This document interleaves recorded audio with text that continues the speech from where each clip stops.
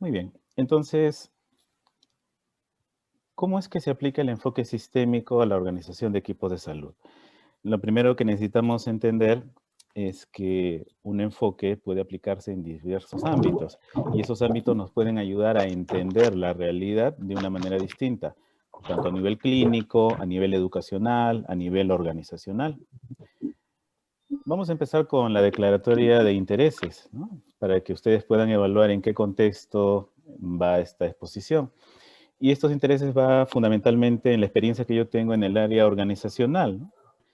Puesto que esta exposición va a ser con un tinte práctico más que teórico, de lo que ha podido ser la recopilación de varios años de poder desempeñarme tanto como miembro como líder en algunas organizaciones. Comentarles que en la época de mis serums fui jefe de un centro 1-3 en la región Apurímac, en la región Aymaraes, en el distrito de Tintay, un centro de salud que venía siendo ya centro modelo en ese momento y que logramos con el esfuerzo del equipo mantener esa calificación. Fue un año muy interesante en el cual se trabajó de una manera cercana con la comunidad y con el sistema de redes que en la región Apurímac existía en ese momento, a principios de este siglo. Posteriormente, he tenido también experiencia organizacional en las instituciones de nivel especializado, ¿no? He sido jefe de pabellón de psiquiatría en el Instituto Nacional de Salud Mental, Honorio Delgado de Yonoguchi, y también jefe del Departamento de Rehabilitación. Y particularmente en el Departamento de Rehabilitación del Instituto de Salud Mental desarrollamos capacitaciones en la región Ayacucho, en Tacna y en zonas de Caraballo, acá en Lima, para desarrollar intervenciones de rehabilitación en salud mental, pero con enfoque comunitario, ¿no? Y esto implicaba la organización de equipos para lograr ese fin. Estamos hablando del año 2008-2009, cuando todavía no teníamos la organización y la estructura que tiene ahora el sistema de reforma a través de los centros de salud mental comunitarios. Una experiencia interesante para poder desarrollar intervenciones que puedan ser efectivas. Y una de las cosas más importantes que vimos tanto en Tacna, en un centro de personas con trastorno mental crónico que se hizo en una región de Tacna que se llama Calana, es que fue el esfuerzo del el propio personal de ese centro, las técnicas de enfermería y las enfermeras, las que lograron mejorar la calidad de vida de las personas que estaban internadas allí, más de 25, 26 personas. Y en Ayacucho fue la organización que tuvieron, ahora sí, médicos, psicólogos, enfermeras y técnicos de enfermería, que en base a las capacitaciones que hacíamos cada 3 meses, se pudieron organizar para poder ayudarle a las personas que estaban en control de su salud mental a reincorporarse desde el punto de vista social.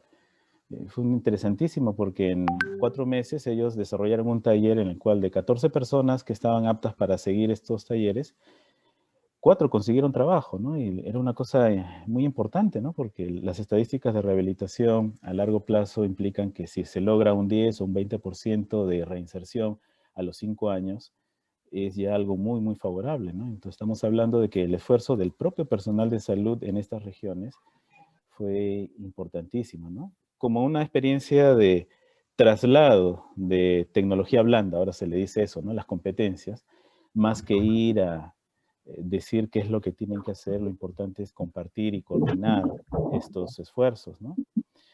Y más recientemente, también del punto de vista organizacional, he estado en el área de mi colegio profesional, el colegio médico, en el área de certificación profesional, ya desde un ámbito que no es público, para poder ver cómo es que se puede organizar procesos para que sean más accesibles a la población, ¿no? Se llegó a informatizar todos los procesos de recertificación médica, justo antes que empezara la pandemia, ¿no? Una situación interesante, ¿no? Porque eso ha facilitado ya que se pueda hacer sin necesidad de desplazarse. Entonces, tengo un interés particular en la organización, me gusta la parte organizativa, he liderado equipos y he tenido el apoyo de las personas que los integraban, y diría que me gusta tanto como la parte clínica, ¿no? Lo que no es muy agradable es hacer las dos cosas en común, porque uno le quita tiempo al otro, y de eso justamente vamos a hablar ahora. Entonces, esa es mi declaratoria de intereses. También he participado en organizaciones que no tienen nada que ver con la parte académica, sino más bien cultural, artístico, y es muy interesante cómo eso también representa estándares o características que vamos a ver que se aplican a cualquier tipo de organización. Esta es una de las danzas más hermosas, a mi juicio, que existe en el país, ¿no? Todas las regiones de nuestro país tienen danzas muy hermosas, pero como necesitaba elegir una, elegí la que me gusta más, tanto escucharla, verla, como bailarla, ¿no? Que es el Huaylas de Carnaval, ¿no? De la región Junín, ¿no? Y lo interesante es que, si bien es cierto, hay un momento cúspide en la danza, en la cual hay un contrapunto, en el cual el varón y la dama, cada uno muestra su maestría y su destreza en la ejecución de los pasos. Esto viene como una consolidación de todo el esfuerzo del grupo, que en base coreográfica, muy ordenada en algún momento, y después en una fase festiva, que es el carnaval, donde está muchas veces con serpentinas, a veces echándose talco, eh, dando palmadas, riéndose, generan un entorno en el cual cada quien tiene una función que es importantísima, muy, muy importante. Los que conocen la danza saben que hay momentos en los cuales se guapea, donde es que le da vida a la danza, hay momentos en los cuales tanto varones como mujeres zapatean y es como si fuese una especie de terremoto, ¿no? Por lo que retumba en el piso, ¿no? Es una danza muy, muy vistosa, ¿no? Y finalmente, luego de los contrapuntos, todos juntos regresan a la coreografía original, ¿no? ¿Y qué tiene en común eso con una orquesta sinfónica, ¿no? Donde cada uno de estos músicos ejecuta su respectiva partitura, pero hay una persona en el centro que es el director de orquesta que modula los sonidos, las intensidades o las velocidades con las cuales se van haciendo. Tanto en el Huaylas como en una orquesta sinfónica, no es suficiente que uno baile bien, no es suficiente que uno guapee bien, no es suficiente que el violinista o el chelista lo haga maravilloso. Lo importante es que haya una armonía y que haya una coordinación en la coreografía del baile como en el resultado afinado y armónico de la orquesta. No sirve de nada que un instrumento esté bien si es que el conjunto no tiene esa armonía. Y en las labores agrícolas de nuestros conciudadanos que viven en las regiones en donde se explota la agricultura, es importante la coordinación, sea con una máquina o sea de manera complementada con animales o con las faenas de esfuerzo que hacen las personas.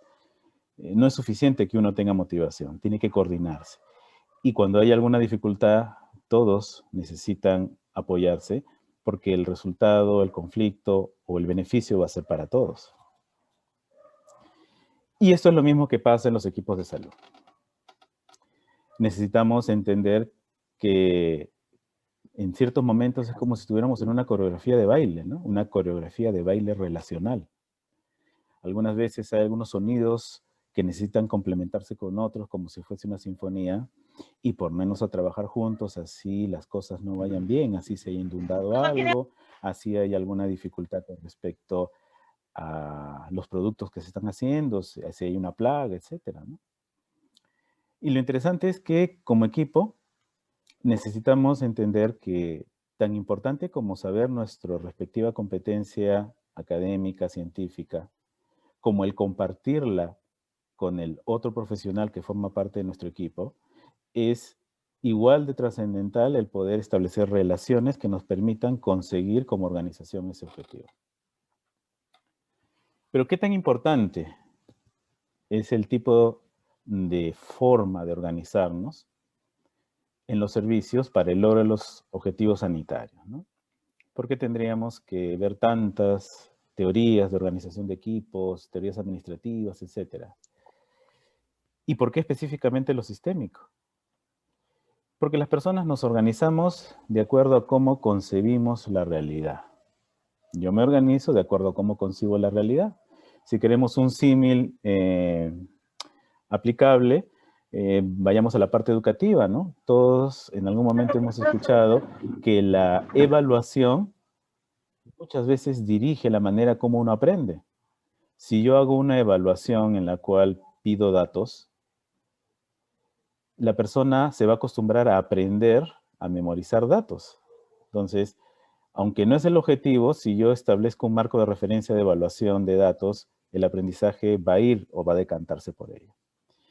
Entonces, si yo concibo la realidad de una manera lineal, ya estamos entrando a conceptos sistémicos, lo lineal significa que una cosa produce otra. Y así será, por lo tanto hay que buscar una única causa. Sin embargo, el modelo sistémico nos remite a la circularidad que implica que todo puede ser causa y efecto a la vez y a su vez puede retroalimentarse de manera intensa. Entonces no hay una sola causa, son múltiples causas. Y tampoco es que tenga que haber un solo efecto.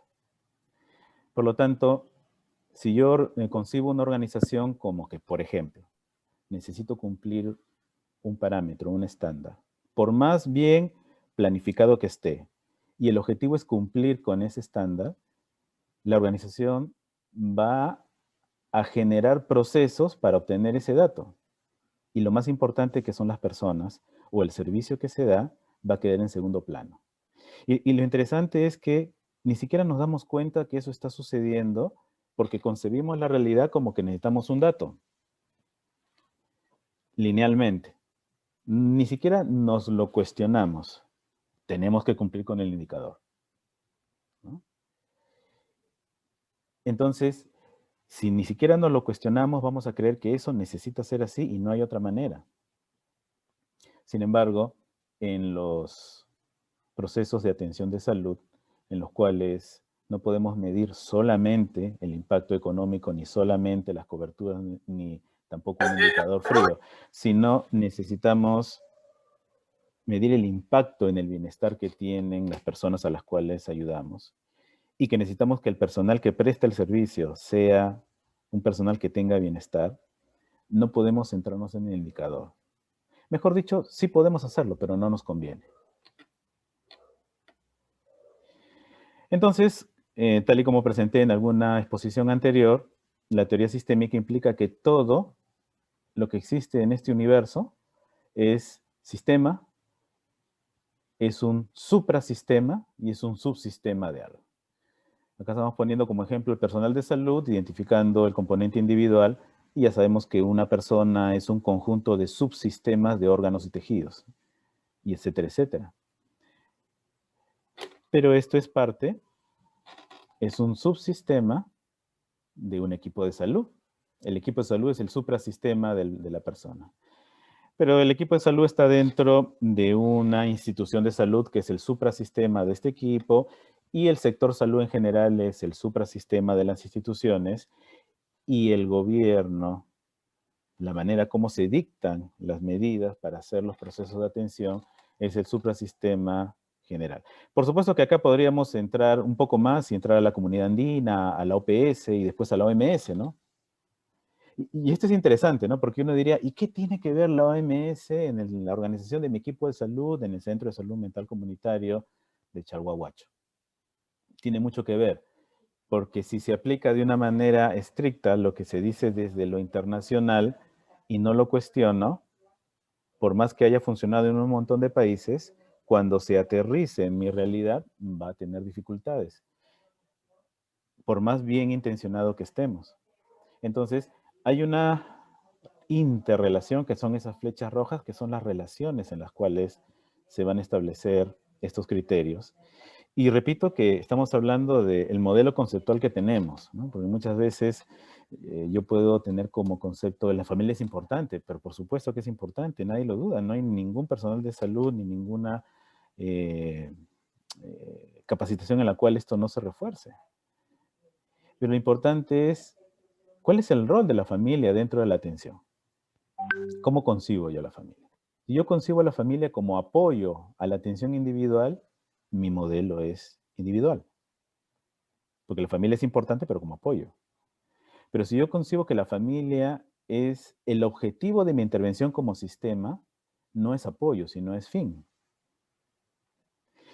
Y eso cambia diametralmente todas las perspectivas a las cuales voy a intervenir. O sea, no es que voy a cumplir con un paquete de atención porque tengo tantas intervenciones y la familia está apoyando a la persona que tiene el problema. sino que la familia obtiene invitaciones para bienestar y para cambiar sus relaciones que le permite, como sistema, regular sus propios procesos para que no vuelva a pasar esto y no se exprese el síntoma. Hemos hablado durante todas las capacitaciones del año pasado y en las 3 previas, que el síntoma en el modelo sistémico es esa válvula de escape por la cual las relaciones que en el sistema no están funcionando bien se expresa. Es como el fuego artificial. Sin embargo, esto está condicionado por los procesos. Y si yo solamente me enfoco en el síntoma, eso puede migrar y hacer síntoma en otra persona, y al final terminamos dando vueltas sobre lo mismo. Todos que hemos tenido experiencia de trabajo con personas que tienen problemas de salud mental importantes, con desventajas psicosociales, con barreras para su desarrollo, con familias en las cuales se nota que hay dificultades en sus relaciones, nos damos cuenta que el tratamiento individual resulta insuficiente. Y al hablarle a la familia para que apoyen, nos damos cuenta de que ellos mismos necesitan a veces tanto más apoyo que los previos. Entonces vamos a hablar de cómo la comunicación organizacional, ustedes recuerden que uno de los fundamentos básicos del modelo sistémico es poner atención a la comunicación. Es que nada ocurre por azar en una organización, ¿no? Nada ocurre por azar. La persona que termina liderando una organización, la persona que se va de una organización, problemas para cumplir indicadores, nunca es por el azar. Es consecuencia de lo que se planifica en función de la concepción que tengo, o es consecuencia de no planificar, ¿no? Por ejemplo, a nivel sanitario, cuando ocurre lluvias en la sierra y comienzan los huaicos en la zona este de nuestra ciudad capital, el hecho que se inunden las casas en Chosica, en Chaclacayo, no es por azar, ni por culpa de la lluvia, no es un desastre natural. Es un evento que se repite cada año y que por la falta de planificación termina siendo algo repetitivo y que perjudica a las personas que están allí. Y las mismas personas que están allí se mantienen en ese nivel porque no hay facilidades organizacionales macro para que puedan desarrollarse en otro nivel, ¿no?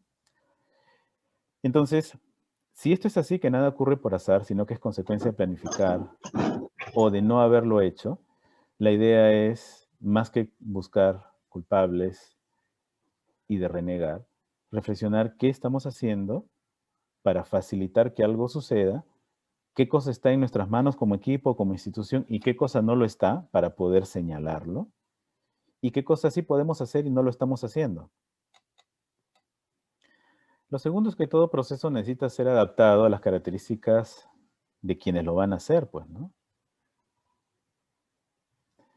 Esto ya es reiterativo, ¿no? Yo recuerdo cuando estábamos en Ayacucho haciendo las capacitaciones, estábamos en el año 2009, si recuerdo. Habían cerca de 50, 51 organizaciones no gubernamentales que estaban haciendo atención de salud mental para las víctimas del terrorismo. Estamos hablando que había ya 9 años que se había disminuido de manera importante el conflicto armado que lamentablemente sacudió estas zonas del país. Y ninguna de las 50 y tantas ONGs coordinaba entre sí. Y cada quien, de muy buena fe, planteaba el tipo de intervenciones que necesitaba según la teoría. Muchos de ellos eran expertos que venían de otros países, de Canadá, de Estados Unidos, de Brasil, Colombia, ¿no? Algunos peruanos también, pero no coordinaban entre ellos. Y cuando hacían un trabajo de investigación, los investigadores principales eran los que venían de Lima, de la costa o del resto del país.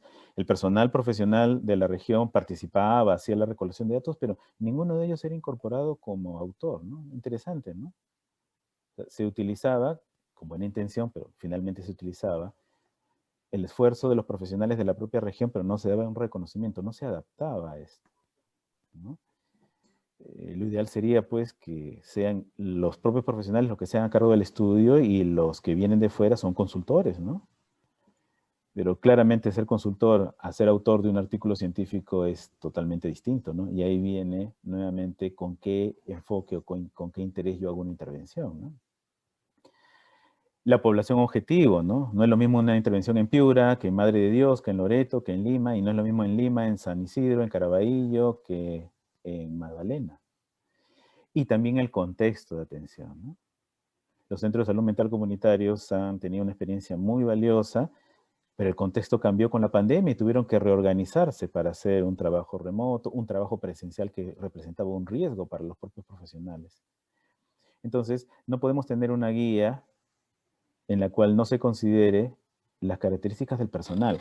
No somos piezas intercambiables. No salió una psicóloga, que entre otra, ya no, pensando de que tienen las mismas competencias y que son igualitas, cortadas, como si fuese, no sé, pues, recuerdan ustedes la segunda película, Star Wars, ¿no? La guerra de los clones, ¿no? Todos son clones, ¿no? O sea, el psicólogo que va a entrar es igualito que el otro, o sea, va a ser lo mismo.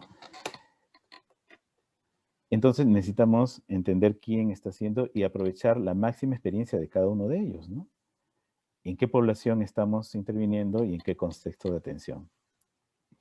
El clima organizacional que existe en la propia institución y que eso depende del nivel de empatía del personal y especialmente la jefatura, ¿no? Las jefaturas siempre van a tener más responsabilidad porque son los encargados de liderar. Esto no exime, por supuesto, a los trabajadores, ¿no? Porque a veces también somos campeones en echarle la culpa al jefe o a la jefa y nosotros no estamos facilitando, ¿no? Desde el trabajador nombrado de las instituciones hospitalarias, espero que eso no pase en los centros de salud mental comunitario, que dice, no, esto no se hace así, ¿no? Acá en nuestra institución lo hacemos de esta manera, ¿no? Como una manera de reflexionar de que si ya lo hice así varias veces, ya nadie tiene por qué venir a cambiarlo. Aún se esté haciendo mal e ineficiente, ¿no? Un docente en algún curso de gerencia que en algún momento participé decía, hay personas que trabajan 20 años, pero no todos tienen la misma experiencia. ¿Cómo es eso? Hay personas que comienzan a trabajar y conforme trabajan van adaptándose, aprueban, prueban, mejor dicho, diversas maneras, captan experiencia de sus compañeros de trabajo y cada vez que va pasando el tiempo, incorporan esa experiencia, flexibilizan lo que necesitan y fortalecen lo que se dan cuenta que trabaja bien. Entonces pueden pasar 20 años y tienen 20 años de experiencia. Pero puede haber trabajadores que tengan 20 años de experiencia, que aprenden una manera de hacer durante el primer año y durante los siguientes 19 años repiten lo mismo que el primero. Entonces, estas personas no tienen 20 años de experiencia, tienen un año de experiencia repetido 20 veces. Y eso entenderán ustedes que a nivel organizacional es fatal. Es fatal. Porque no se está aprovechando la capacidad del ser humano que todos tenemos de flexibilizarnos, innovarnos, ¿no? Y esto tiene que ver no solamente con la propia institución, sino con el macro, ¿no? Porque muchas veces las políticas del sector son injustas, no tienen el reconocimiento adecuado, económicamente las políticas del país generan sistemas de contratos para profesionales de la salud que con tanto esfuerzo estudian sus 5 años en la universidad, si son médicos 7 años, más sus especializaciones respectivas en sus respectivas áreas profesionales, en sus maestrías, sus especializaciones, y terminan ganando en un sistema en el cual pareciera de que no es un servicio profesional, sino un encargo, ¿no? El contrato por terceros, el contrato de administración de servicios, que ustedes saben fue creado para pintores, albañiles que hacen un trabajo y se van, ¿no? Y se demuestra cuando el tipo de trabajo que hace un caso, un tercero, es exactamente el mismo que hace un nombrado. ¿Y por qué tiene que tener derechos distintos? Eso, por ejemplo, no depende de la institución en sí, pero como institución, parte de un sistema, se puede ir organizando y viendo de qué manera esto es un legítimo derecho para tener una mínima estabilidad, ¿no? La forma de comunicar es tan importante como el contenido del mensaje. Sea el mensaje organizacional interno, o sea, para nosotros como clientes internos de la organización, o para el cliente externo que es el usuario, el servicio de salud, ¿no? Entonces, no es suficiente tener la idea genial, no es suficiente haber estudiado gerencia, hacer magíster, PhD, lo que sea. Ni siquiera es suficiente que tenga razón, porque de repente yo tengo razón y hay que cambiar, hay que hacer una reingeniería en este sector. Eso necesita complementarse con la forma como yo lo digo. Y esto es muy importante, ¿no? Porque recuerdo en algunos de los cargos en los cuales he estado, personas de mayor experiencia en ese momento que yo, sugiriendo, por ejemplo, que, bueno, si el personal no muestra las competencias necesarias, será necesario cambiarlo, ¿no? Porque así es, pues, doctor, así me decían, ¿no? Entonces yo pensaba para mis adentros, pues, pero ¿por qué tiene que ser así, no? O sea, primero veamos de qué manera podemos organizarnos, qué habilidades tienen, y efectivamente, ¿no? Si no se cumplen con las normas, no se cumplen con los objetivos, por supuesto que tendrá que hacerse algún recambio, ¿no? Pero pensar que yo tengo que traer a mi gente para que se hagan las cosas como a mí me parece, más que una posibilidad de gerencia, implica una rigidez, ¿no? O sea, yo solamente puedo hacer esto si estoy con mis compañeros o con mis trabajadores que me dan sí o me dicen sí a todo, ¿no? Y eso implica coordinar, relacionarse, ¿no? Recuerdo mucho la experiencia, como les repito, estuve 5 años en el departamento de rehabilitación del Instituto de Salud Mental y prácticamente todo el primer año fue establecer coordinaciones para que los siguientes 4 años que desarrollamos la gestión todo fuese bien, ¿no? Y pudimos hacer estas capacitaciones, como le digo, en rehabilitación, cuando ni siquiera estaban los centros de salud mental comunitarios establecidos, y traer expertos de Cuba, España y de Inglaterra para capacitar en rehabilitación en psiquiatría, ¿no? Recuerdo que vino la experta mundial en rehabilitación cognitiva, la doctora en psicología Till Weiss del Colegio Royal de Psiquiatría en Londres, y la gente dice, ¿y cómo fue? Contactándola, escribiéndole a través de otro y decirle, ¿no? Puede usted venir, somos una institución pública, no podemos pagarle sus honorarios, pero sí podemos gestionar su alimentación, su pasaje y su alimentación, ¿no? Lo mínimo, ¿no? Y vino, junto con uno de los autores de la Biblia que utilizan en Inglaterra para la rehabilitación psicosocial, ¿no? Un evento que en ese momento tuvo más asistencia que la propia jornada de todo el instituto en sí, ¿no? De un departamento, ¿no? Porque lo importante es saber cómo comunicar, ¿no? Cómo organizarse y buscar un objetivo, ¿no? Si uno comienza diciendo, no, no se va a poder, no van a querer, no vamos a conseguir nada. Y eso lo saben muy bien ustedes que trabajan en comunidad, ¿no? Y finalmente, el liderazgo constructivo, ¿no? Un liderazgo que muestre, enseñe, que no se recargue, que comunique, que sea empático, que se estructure de manera conjunta el tiempo, ¿no? Y que existan reuniones de equipo, tanto de trabajo como para compartir, para hacer una válvula de escape de la tensión que exista, ¿no? Todos necesitamos un momento de distracción, pues esto fortalece los vínculos. Y si ustedes hacen un símil con los 5 axiomas de la comunicación, verá que lo primero tiene que ver con que es imposible no comunicar, lo segundo, que toda comunicación se da a través de un contenido y un contexto, que la secuencia de la puntuación de los hechos determina la comunicación, cada quien tiene su propia manera de ver las cosas. El cuarto, que la comunicación no solamente es hablada, sino gestual. Y el quinto, de que el tipo de relaciones que utilicemos van a determinar fenómenos complementarios en los cuales alguien tiene una autoridad y fenómenos simétricos en los cuales los dos tenemos la misma autoridad y necesitamos ponernos de acuerdo. ¿Qué principios sistémicos nos pueden ayudar para la organización de equipos? Vamos a repasar lo que ya se ha visto durante estos últimos meses, ¿no? Los equipos de salud, las familias, la sociedad es un sistema abierto. ¿Qué significa un sistema abierto a nivel sistémico? Que tiene interacción con el entorno, intercambia información, intercambia elementos, ¿no? Algunos salen, otros entran. Y esos elementos requieren también que existan límites, ¿no? Imagínense una membrana celular, ¿no? ¿Cuál es la principal función de la membrana? Protección. Sin embargo, si se cierra y no deja entrar nada, se muere la membrana, se muere la célula porque no va a tener nutrición.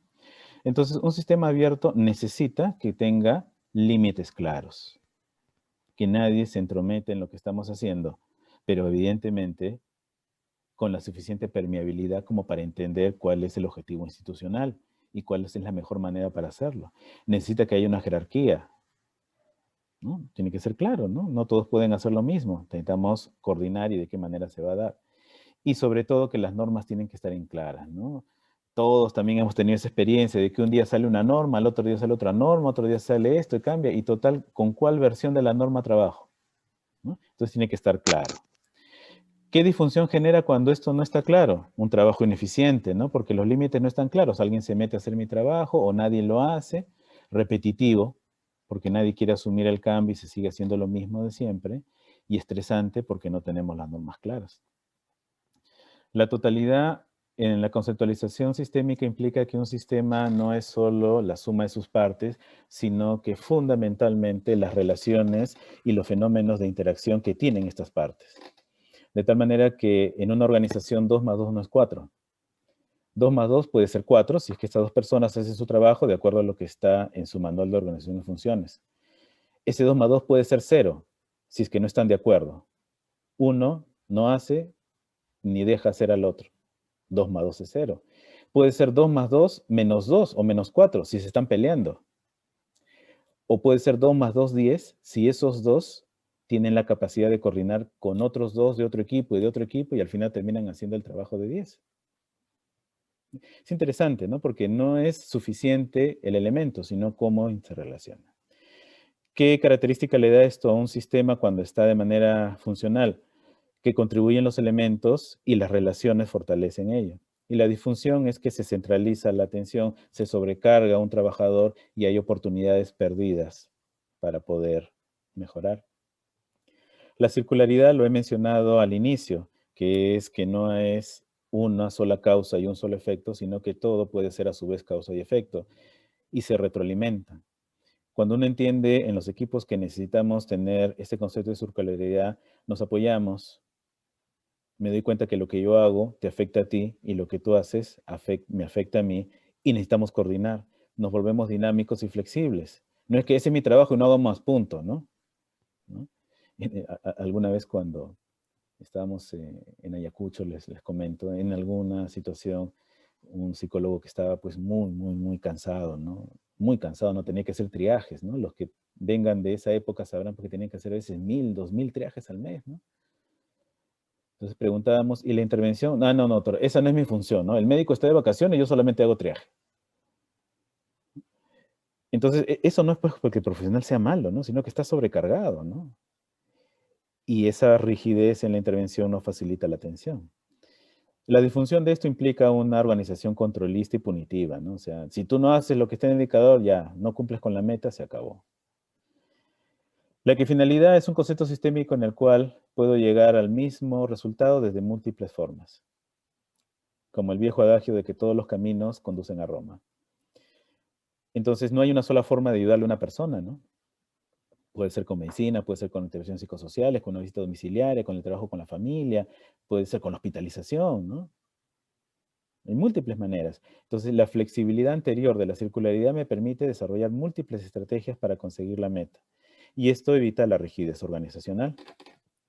La retroalimentación sistémica implica cómo yo puedo regular los procesos para que haya un cambio, si es que esta retroalimentación es motivadora para cambiar el estilo relacional, retroalimentación positiva relacional, o negativa, que tiende al equilibrio, es decir, seguimos haciendo lo mismo. Y esto autorregula el sistema, mejora continuamente los procesos para que pueda lograrse los objetivos. La disfunción de esto, cuando no hay una adecuada retroalimentación, es la descontextualización del servicio, ¿no? O sea, lo sigo haciendo fuera del contexto. Entonces lo repito, ¿no? Y finalmente, lo que sería el equivalente al ciclo de vida familiar también tiene su correspondencia en el ciclo de vida institucional, ¿no? Toda organización pasa por una fase, ¿no? No es lo mismo un centro de salud comunitario que cumple su primer año del que cumple 5, ¿no? Está mucho más cojado, tiene mucha más experiencia, tiene mucha más resiliencia al cambio de personal, ¿no? O podría ser también que ya se rigidificó y no están haciendo lo mismo con el mismo entusiasmo que tenían el primer año. Entonces, necesitamos planificar y adaptar los recursos y manejar las crisis de acuerdo al momento en el cual estamos, ¿no? Si estamos empezando, pues nuestro indicador no puede ser mejorar la calidad de vida de toda la población, ¿no? Quizás el indicador inicial podrá ser brindar acceso al servicio, ¿no? Y mi objetivo será que se conozca que el centro existe, coordinar con las instituciones sociales, coordinar con los principales actores sociales para que podamos establecer una red, ¿no? De tal manera que esa primera parte no tiene pues como objetivo cuántas personas atendí, sino cómo me posicioné yo en la comunidad, no como un ente controlador o como un ente que voy a darles lo que ellos necesitan porque a mí se me ocurrió, sino como parte de un sistema en el cual ya formo como integrante junto con la comunidad, ¿no? Lo que ustedes ya conocen. Y cuando esto no se da, hay una sobrecarga laboral, de excesión de personal, ¿no? Porque se comienza a exigir cosas que no son realizables. Este es un cuadro que tomé de una web mexicana organizacional, que abajo está el enlace del ingeniero Guillermo Gutiérrez, que es interesante, ¿no? Porque nos dice a nivel organizacional que hemos aprendido del COVID, ¿no? Entonces pone la salud al centro, ¿no? Y dice, nada de lo que hagamos o dejemos de hacer justifica un contagio. Y ahí estamos bien claros, ¿no? Estamos en un contexto en el cual necesitamos prevenir. Y para prevenir necesitamos tener la suficiente calma y protección como para poder ver estos procesos. Todo contagio puede y debe ser prevenido. Y nuestra salud es responsabilidad de todos, ¿no? Eso ya está bien claro. No es suficiente que yo me cuide, tenemos que cuidarnos todos. Y pone esta figura en la cual plantea que hay 5 ejes de atención, ¿no? La persona, el liderazgo que se va a dar, los retos éticos, la realidad económica que es innegable y lo que va a venir en el futuro, ¿no? Entendiendo de que antes de ayudar, primero debe estar bien tú física, emocional y relacionalmente, ¿no?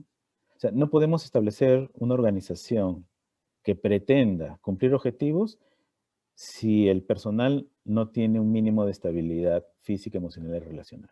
No se puede. Podemos trabajar, pero así como hay familias que viven separados, ya verán ustedes, ¿no? Estamos separados de cuerpo, doctor, ¿no? Hace 20 años, ¿no? Dormimos en cuartos separados. Y los hijos han visto durante esos 20 años cómo se peleaban. Por mis hijos no nos separamos. Es imposible que una familia genere un entorno protector o de crecimiento relacional si es que los padres no resuelven su conflicto o no se sienten bien. Una organización no puede tener ni pretender dar bienestar si es que sus integrantes no tienen un mínimo de bienestar. El liderazgo necesita ser efectivo con respeto, confianza y empatía, ¿no? Lo que hemos visto anteriormente. El respeto son límites, la confianza es llegar a acuerdos y la empatía es entender que los procesos nos afectan y es una interacción. Ponernos en el lugar del otro, no necesariamente para estar de acuerdo, pero sí ponernos en su lugar para valorar el contexto en el cual lo propone y corregirlo si es que es necesario, pero no descartando ni siendo irrespetuoso, sino exponiendo, comunicando lo que necesitamos. El reto ético es proteger el empleo, ¿no? O sea, el objetivo no es que un centro siga funcionando, ¿no? El objetivo es que las personas que estén ahí hagan posible que esto sea adecuado. Lo más importante somos nosotros, ¿no? Evitar despidos, ambiente de trabajo saludable y protegido. El afronte de la crisis económica, ¿no? Factores de solidaridad, economía local, ahorro, flexibilidad, tipos de trabajo, ¿no? ¿En qué momento podemos complementar el teletrabajo con la atención presencial? Cuando ya no es seguro estar presencialmente. No, es que alguien tiene que venir a hacer un turno aunque sea. Pero, ¿es efectivo eso realmente? No, es que en su casa, ¿cómo los controlo? Ahí ven ustedes el tipo de conceptualización que tenemos, ¿no? Si una oficina de personal está más preocupada en ver qué indicador tiene, en lugar de ver qué calidad de servicio se da, vamos a tener nuevamente organizaciones que se van al control, ¿no? Ustedes saben que uno puede poner en su GIF pues que hizo 35 atenciones, pero si evaluamos la atención y la calidad que va a tener eso, de repente sería mejor hacer bien 8 que 35, ¿no? Y la resiliencia en el futuro, entendiendo que esto va a terminar. Lo importante es que termine con nosotros vivos, ¿no? Optimismo prudente, no podemos decir todo va a estar bien, ¿no? No es cierto, pues, ¿no? Puede ser que no, puede ser que pase algo, que un familiar se enferme, puede ser que muera algún familiar, puede ser que pierda mi trabajo porque me están obligando a ir sin los mínimos de protección personal. Pero si nos organizamos, esto podría ir poco a poco ser muchísimo más fácil de exigir, ¿no? O menos difícil, ¿no?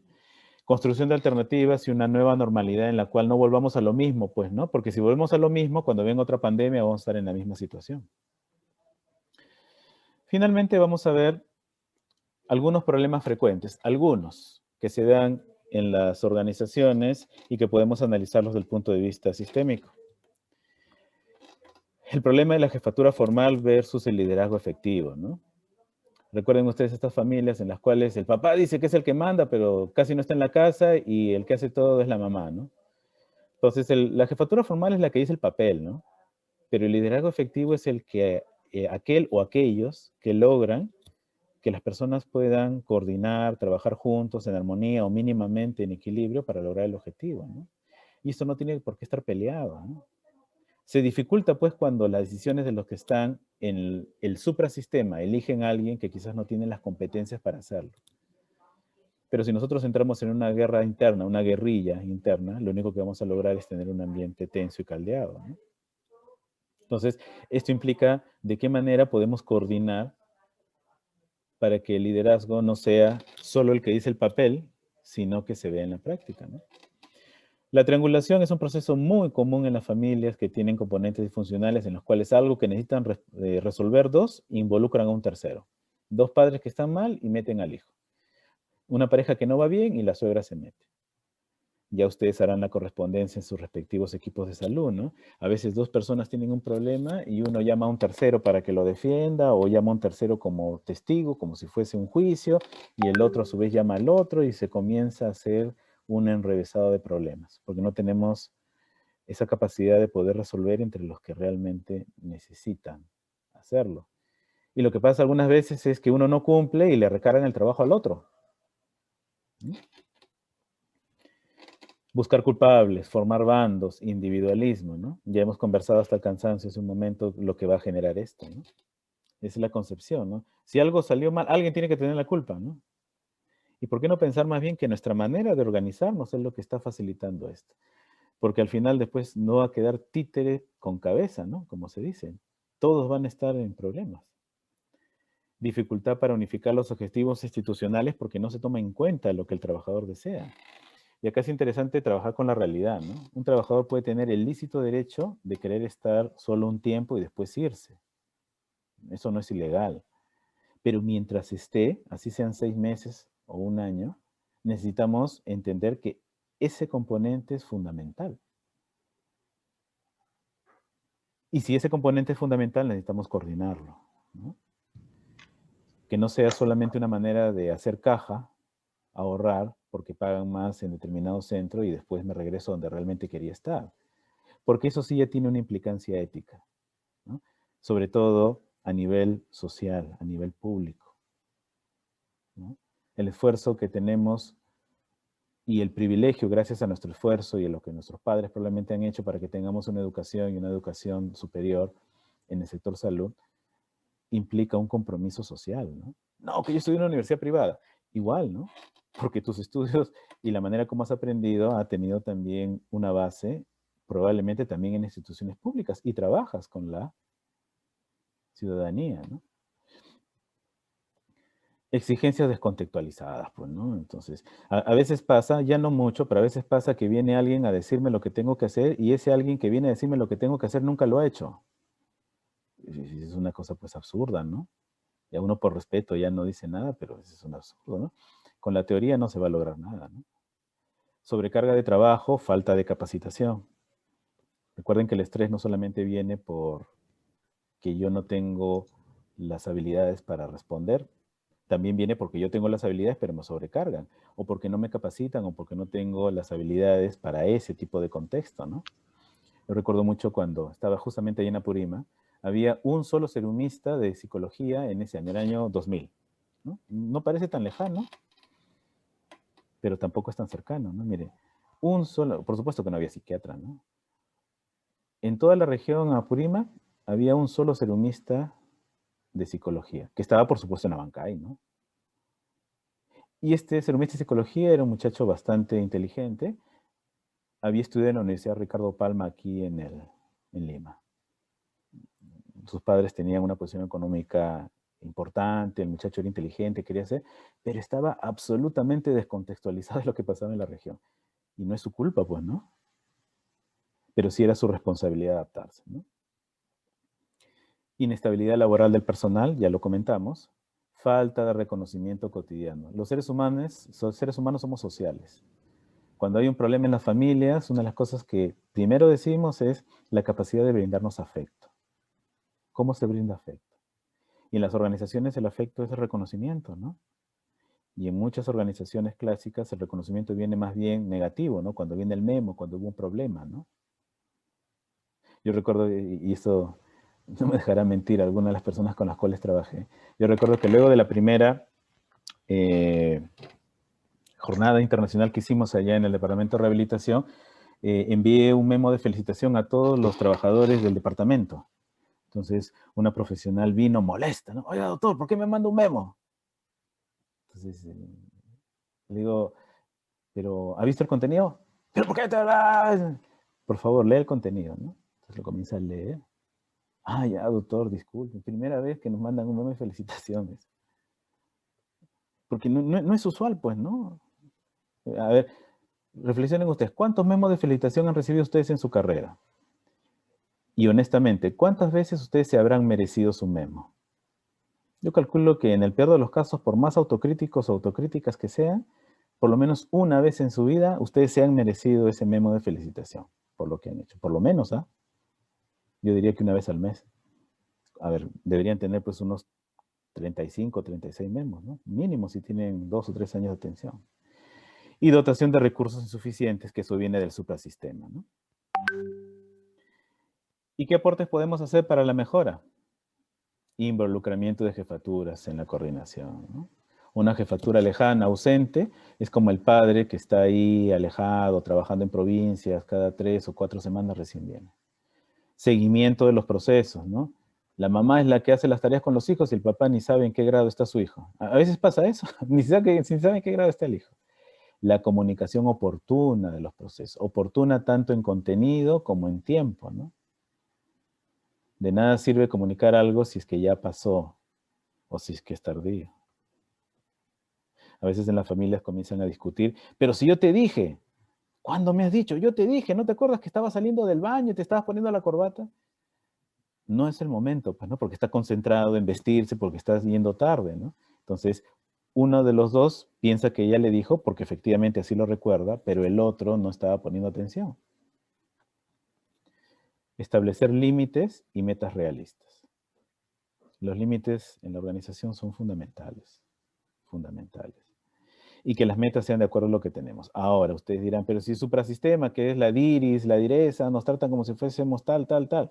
Ahí viene la potencia de la organización para poder coordinar, interconectar con otros centros y ver de qué manera solucionan sus problemas, ¿no? Alguna vez les comenté a algunos de ustedes que sería ideal que ustedes tengan una convención nacional de centros de salud mental comunitarios una vez al año.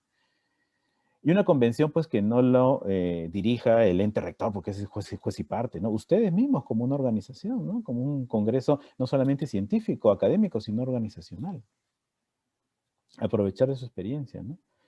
Reuniones de reflexión organizacional, ¿cómo estamos trabajando? En el Departamento de Rehabilitación nosotros hemos luchado en varias gestiones para que se respete, tener 2 horas a la semana para poder tener una reunión de equipo en la cual no atendemos a ninguna familia de pareja para reflexionar qué es lo que estamos haciendo, cómo lo estamos haciendo, quién se está cargando, quién nos está cargando, de qué manera revisamos nuestros casos y de qué manera podemos encontrar una mejor solución a los mismos. Capacitar, involucrar y considerar, escuchar al personal, ¿no? Personal que no se siente escuchado, persona que piensa que no lo toman en cuenta, es un personal que se va a oponer al objetivo institucional, sea pasivamente o explícitamente, ¿no? No hay nada peor que tener una idea, por más que no sea muy buena, y que la descarten simplemente por la condición en la cual estoy o porque hay otra persona que supuestamente tiene una mejor idea. No nos escuchamos, ¿no? Programar espacios de confraternidad, ¿no? Una vez al mes, o bueno, ya una vez al trimestre, ya una vez cada 6 meses, ¿no? Campeonato de fulbito intercentro de salud mental comunitarios, cuando acabe la pandemia. Campeonato de vóley, o de repente juegos florales, ¿no? Estoy completamente seguro que entre los que están escuchando hay alguien que sabe cantar, alguien que sabe bailar, alguien que sabe entonar una canción, declamar, ¿no? Eso cultiva el afecto para poder hacer las cosas y que estoy siendo valorado no solamente por la parte profesional, sino por mi esencia profesional, perdón, esencia personal. Establecer reconocimientos más que castigos.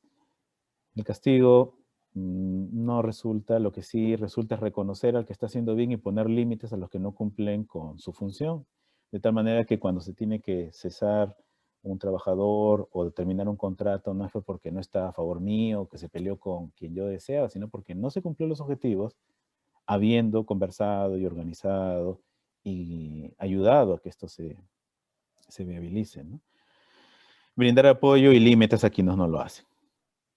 La solución a un conflicto implica ceder. O sea, ningún conflicto se va a solucionar si es que alguien le gana al otro en la discusión, porque ese otro se la va a guardar y cuando tenga el suficiente poder, se la devolverá. Y si no tiene poder, la devuelve no trabajando de manera óptima. En las familias ocurren eso, ¿no? Alianzas, coaliciones. Entonces, necesitamos aprender que un conflicto no va a solucionarse imponiendo nada, sino cediendo. Y esto tiene que ser evidenciando las ventajas, ¿no? ¿Qué es lo que realmente vamos a ganar con esto? Y alentar que las personas den sus opiniones de cómo resolverlo, ¿no? No pude evitar poner esta imagen con la cual termino la exposición, porque a veces está bien claro, es obvio que organizarnos de manera sistémica, el tener en cuenta todo ello nos va a ayudar. Pero si en la mente tenemos que tienen que decirnos las cosas, nunca lo vamos a ver. Y a propósito de toda la organización que tenemos en este circuito de capacitaciones, esto que parece un chiste lo vemos en el día a día, ¿no? Cuando publicamos el afiche con el enlace para registrarse, no falta un ciudadano un poco despistado que nos escribe, ¿y cómo me registro? ¿No? No nos ponemos en el lugar del otro, pensando que puede haber una sobrecarga también de trabajo y de que ya se ha hecho lo necesario. A veces ni siquiera hay el tiempo de leer porque efectivamente la persona está muy saturada. No se permite darse unos segundos para revisar. O pienso de repente que el otro tiene que servirme a mí, ¿no? Tú tienes que darme el enlace, ¿no? Hasta ahorita son 1.350 personas que se han registrado en estas 4 sesiones. Hay un promedio de 400 que se inscriben y una asistencia entre 380. ¿Se imaginan ustedes que le enviemos un correo a cada uno con el enlace? Necesitamos utilizar sistemas mucho más eficientes, ¿no? Que la tecnología nos la da. Hay un proverbio africano que dice que si quieres llegar rápido, camina solo. Si quieres llegar lejos, mejor caminamos en grupo. Muchas gracias.